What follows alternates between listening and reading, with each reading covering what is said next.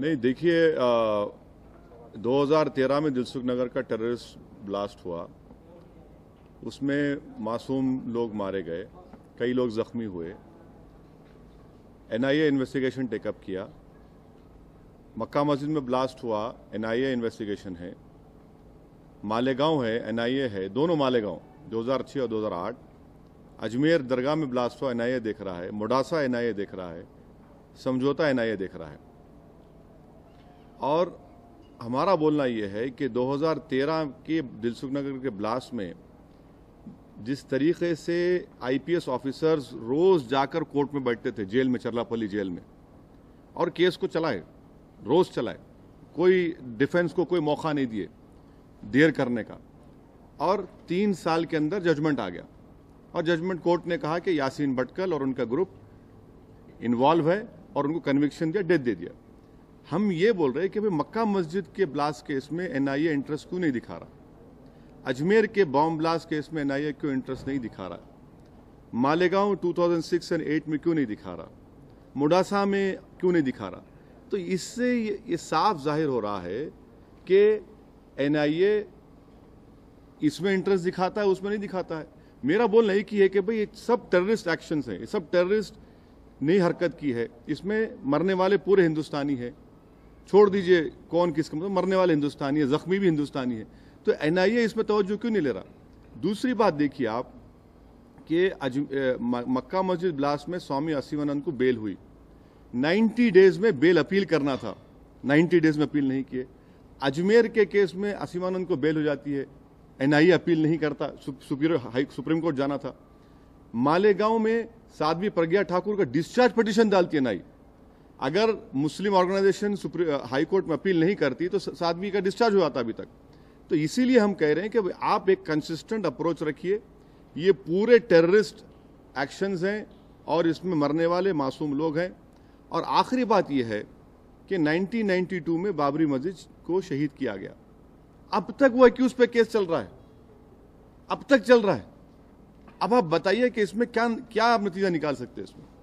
तो इसमें क्या आप कोई पॉलिटिकल कोई गिमिक देखते हैं, पॉलिटिकल कोई वो देखते हैं? बिकॉज़ ये केस तो पहले जब यूपी की गवर्नमेंट थी उसी में आप भी कोalition में पार्ट। बिल्कुल संजय तिवारी साहब, मैं तो आपसे मैं किसी ये नहीं कह रहा हूं कि ये गवर्नमेंट या वो गवर्नमेंट, मैं ये कह रहा हूं कि जो हमारे प्रीमियर इन्वेस्टिगेटिंग एजेंसीज का जो अप्रोच है, जो कंसिस्टेंट अप्रोच होना चाहिए था पूरे टेररिस्ट केसेस में, वो कंसिस्टेंट अप्रोच नहीं है। इसीलिए मक्का मस्जिद 8 साल के ऊपर हो गए, अजमेर 8 साल के ऊपर हो गया, मालेगांव तो 2006 का है, फिर 2008 में एक हुआ। तो हम यही चाह रहे कि आप इसमें भी तवज्जो करो ना।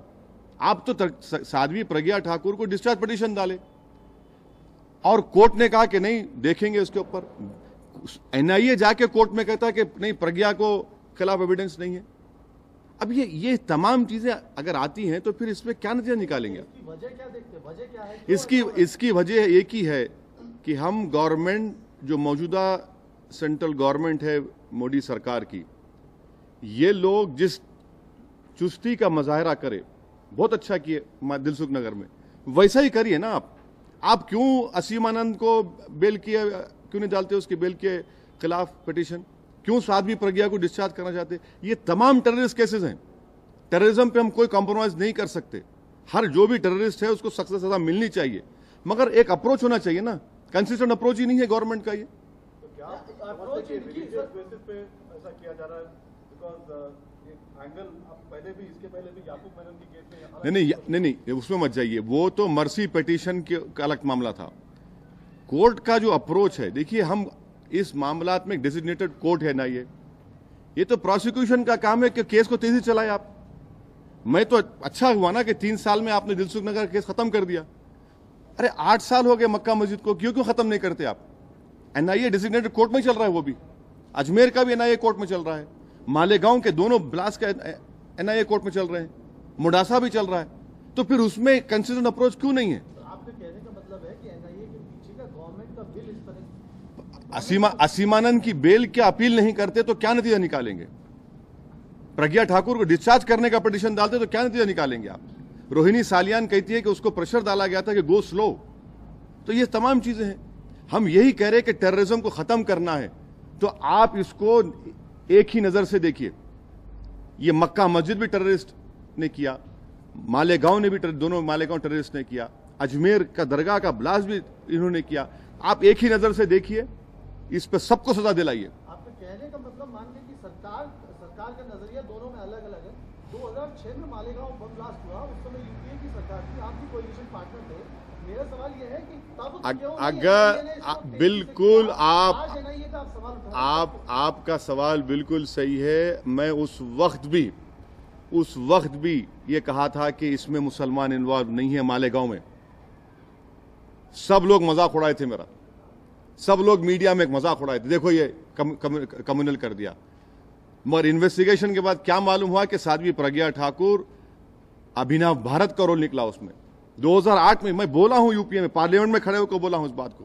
मैं मालेगांव गया था 2006 में, वहां पर ग्राउंड में जाकर बोला हूं, मस्जिद के सामने ठहर कर मैं। हम यही बोल रहे कि प्रीमियर इन्वेस्टिगेटिव एजेंसीज का एक कंसिस्टेंट अप्रोच होना चाहिए, और वो जब होगा जब गवर्नमेंट टेररिज्म को खत्म करने के लिए सिंसियर हो और खत्म करे उसको, चाहे कोई भी करो। आप जिस तरह से 3 साल में केस को खत्म किए, इसी तरह खत्म करिए इन केसेस को, सजा दिलाइए इनको। सोल्यूशन एक ही है कि इन्वेस्टिगेटिव एजेंसीज इंडिपेंडेंट तो लॉ में है, उनको इंडिपेंडेंटली काम करना पड़ेगा। जितने एक्यूज्ड हैं उनके खिलाफ एविडेंस प्रोड्यूस करिए, चाहे वो सर्कमस्टेंशियल एविडेंस क्यों ना हो, उसको प्रोड्यूस करिए, डे टू डे केस चलवाइए और उनको सजा दिलवाइए। क्योंकि मरने वाले करने वाले पूरे टेररिस्ट थे और कोई डिफरेंशिएट नहीं कर सकते इसमें। आप जो आप सारी बातें बोल रहे हैं उसको सीधे से आप ये बताइए ना कि क्या ये सरकार जो है वो एनआईए या इस तरह की इन्वेस्टिगेटिंग एजेंसी को इन्फ्लुएंस कर रही है, और जिस वजह से चूज ही हो रही है सिर्फ कुछ चुनिंदा लोगों पे? क्या संजय तिवारी साहब, एनआईए आसिम आनंद की बेल के खिलाफ अपील नहीं करती, दोनों के। तो आप खुद सोचिए, मालेगांव में डिस्चार्ज पिटीशन डालते, वो बच्चों का जो मुसलमान बच्चे उसमें डिस्चार्ज पिटीशन नहीं डालते, उसमें कहते कोर्ट डिसाइड कर ले। बाबरी मस्जिद शहीद होके कितने साल हो गए, जिनके खिलाफ केस चल रहा उनका केस चलता ही नहीं अभी। सीबीआई का 2 केसेस हैं वो। आप खुद बताइए कि क्या मैसेज दे रहे हैं हम लोग। ठीक है, मैं बदनाम हूं,